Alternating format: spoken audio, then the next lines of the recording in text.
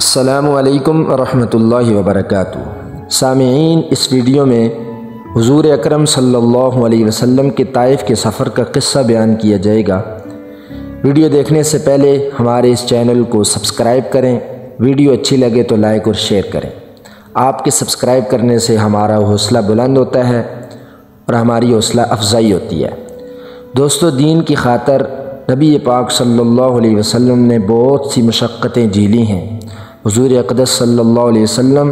اور صحابہ نے بھی دین کے پھیلانے میں جس قدر تکلیفیں اور مشقتیں برداشت کی ہیں، ان کا برداشت کرنا تو درکنار، اس کا ارادہ کرنا بھی ہم جیسے نالائقوں سے دشوار ہے۔ تاریخ کی کتابیں ان واقعات سے بری ہوئی ہیں، مگر ان پر عمل کرنا تو علادہ رہا۔ ہم ان کے معلوم کرنے کی بھی تکلیف نہیں کرتے۔ دوستو، نبوت مل جانے کے بعد نبی پاک صلی اللہ علیہ وسلم 9 برس تک مکہ مکرمہ میں تبلیغ فرماتے رہے اور قوم کی ہدایت اور اصلاح کی کوشش فرماتے رہے، لیکن تھوڑی سی جماعت کے سوا جو مسلمان ہو گئی تھی اور تھوڑے سے ایسے لوگوں کے علاوہ جو باوجود مسلمان نہ ہونے کے آپ کی مدد کرتے تھے، اکثر کفار مکہ آپ صلی اللہ علیہ وسلم کو اور آپ کے صحابہ رضوان اللہ تعالی علیہ مجمعین کو ہر طرح کی تکلیفیں پہنچاتے تھے، مذاق اڑاتے تھے اور جو ہو سکتا تھا اس سے درگزر نہ کرتے تھے۔ حضور صلی اللہ علیہ وسلم کے چچا ابو طالب بھی انہی نیک دل لوگوں میں تھے جو باوجود مسلمان نہ ہونے کے حضور صلی اللہ علیہ وسلم کی ہر قسم کی مدد فرماتے تھے۔ 10ویں سال میں جب ابو طالب کا بھی انتقال ہو گیا تو کافروں کو اور بھی ہر طرح کھلے مہار اسلام سے روکنے اور مسلمانوں کو تکلیف پہنچانے کا موقع ملا۔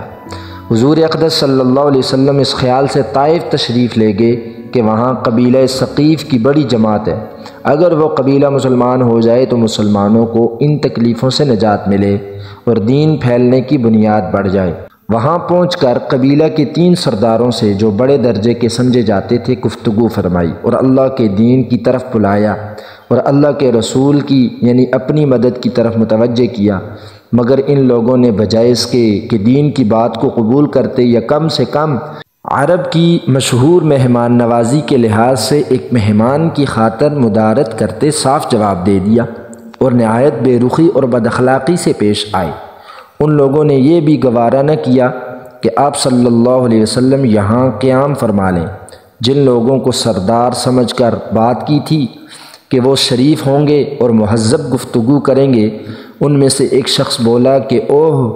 آپ ہی کو اللہ نے نبی بنا کر بھیجا ہے۔ دوسرا بولا کہ اللہ کو تمہارے سوا کوئی اور ملتا ہی نہیں تھا جس کو رسول بنا کر بھیجتے۔ تیسرے نے کہا کہ میں تجھ سے بات کرنا نہیں چاہتا، اس لیے کہ اگر تو واقعی نبی ہے جیسا کہ دعویٰ کرتا ہے تو تیری بات سے انکار کر دینا مصیبت سے خالی نہیں، اور اگر جھوٹ ہے تو میں ایسے شخص سے بات کرنا نہیں چاہتا۔ اس کے بعد ان لوگوں سے نا امید ہو کر حضور اکرم صلی اللہ علیہ وسلم نے دوسرے لوگوں سے بات کرنے کا ارادہ فرمایا کہ آپ تو ہمت اور استقلال کے پہاڑ تھے، مگر کسی نے قبول نہ کیا، بلکہ بجائے قبول کرنے کے حضور صلی اللہ علیہ وسلم سے کہا کہ ہمارے شہر سے فوراً نکل جاؤ اور جہاں تمہاری چاہت کی جگہ ہو وہاں چلے جاؤ۔ حضور اکرم صلی اللہ علیہ وسلم جب ان سے بالکل مایوس ہو کر واپس ہونے لگے تو ان لوگوں نے شہر کے لڑکوں کو پیچھے لگا دیا کہ آپ کا مذاق اڑائیں، تالیاں پیٹیں، پتھر ماریں، حتیٰ کہ آپ صلی اللہ علیہ وسلم کے دونوں جوتے خون کے جاری ہونے سے رنگین ہو گئے۔ حضور اقدس صلی اللہ علیہ وسلم اسی حالت میں واپس ہوئے۔ جب راستہ میں ایک جگہ ان شریروں سے اطمینان ہوا تو آپ صلی اللہ علیہ وسلم نے یہ دعا مانگی، اے اللہ، تجھ ہی سے شکایت کرتا ہوں میں اپنی کمزوری اور بے کسی کی اور لوگوں میں ذلت اور رسوائی کی۔ اے ارحم الراحمین، تو ہی ضعفاء کا رب ہے اور تو ہی میرا پروردگار ہے۔ تو مجھے کس کے حوالے کرتا ہے؟ کسی اجنبی بیگانہ کے جو مجھے دیکھ کر ترشرو ہوتا ہے اور منہ چڑھاتا ہے، یا کہ کسی دشمن کے جس کو تو نے مجھ پر قابو دے دیا؟ اے اللہ، اگر تو مجھ سے ناراض نہیں ہے